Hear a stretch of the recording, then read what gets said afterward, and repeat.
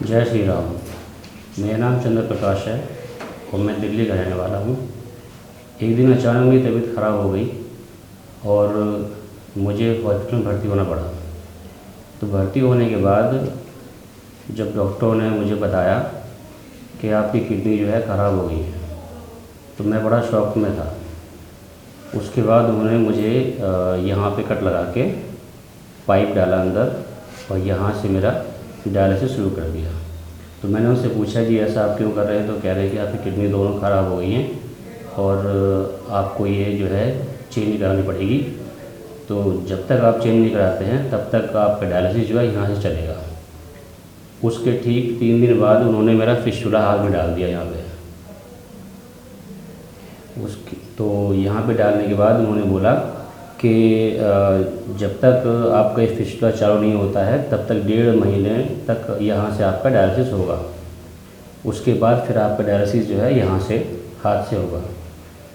तो मैं इतना परेशान था कि मुझे पता नहीं था कि मुझे करना क्या है। फिर मुझे कहीं से पता चला यहाँ गुरुजी के बारे में।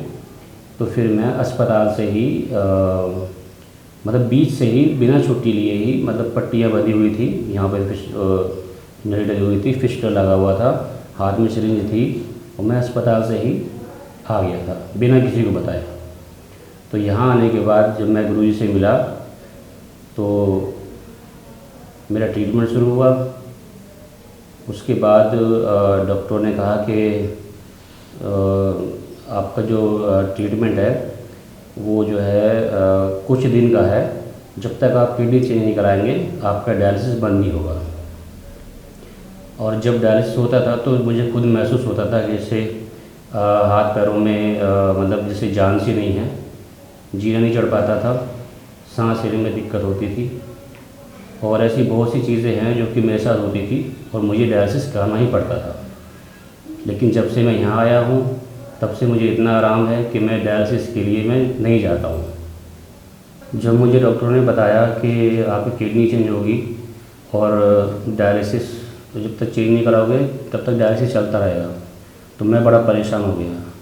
और मेरी जो मम्मी है वो मुझे किडनी देने के लिए तैयार भी हो गई थी, लेकिन तुम्हें जो है किडनी देनी पड़ेगी और कुछ आया नहीं है।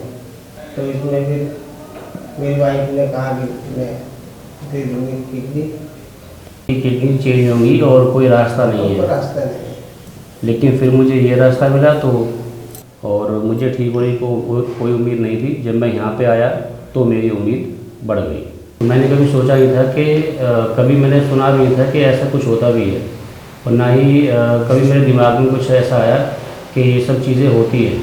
मेरे को ये रास्ता अच्छा लगा तो मैं यहाँ पे हूँ, तो मैं बहुत बढ़िया हूँ। जय श्री राम।